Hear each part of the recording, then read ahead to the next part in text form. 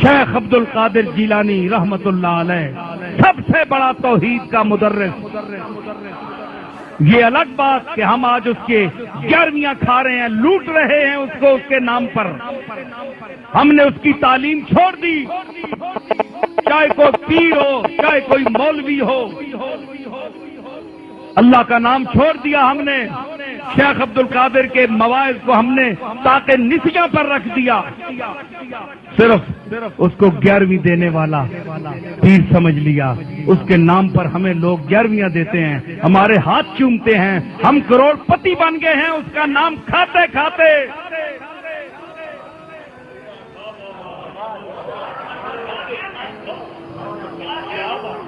او خدا کا خوف کرو، پیران پیر کو اس کے نام پر لوٹنے والوں، چاہے وہ کوئی اولاد ہو چاہے اولاد سے نہ ہو.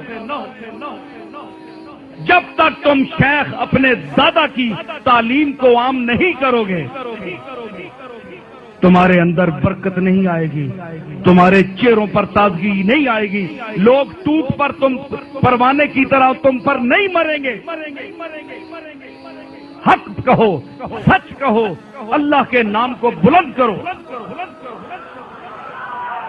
اور وہ درس پڑھو جو شیخ عبد القادر نے اپنے مواعظ حسنہ میں 40 سال مسند بغداد پر بیٹھ کر دیا.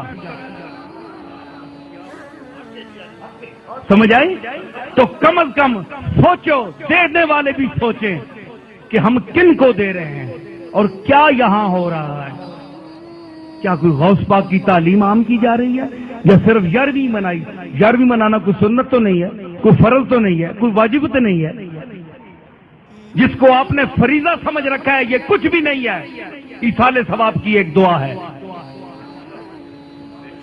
اگر کرتے ہیں آپ تو کر سکتے ہیں، لیکن اس کو ایشو بنا کر لوگوں سے جمع کرنا پیسہ اور لوگوں کی خدمات حاصل کرنا، اس کو ذاتی اپنی تعمیر اور مربوں میں اور ذاتی پراپرٹی بنانے میں خرچ کرنا، یہ غوث پاک سے بددیانتی ہے.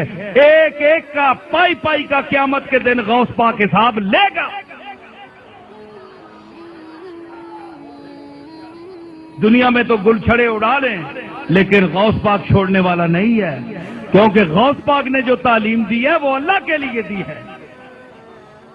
اس لیے اس کی تعلیم کو عام کرو، پھر اگر تمہیں کوئی دے تو تم اچھے بھی لگتے ہو.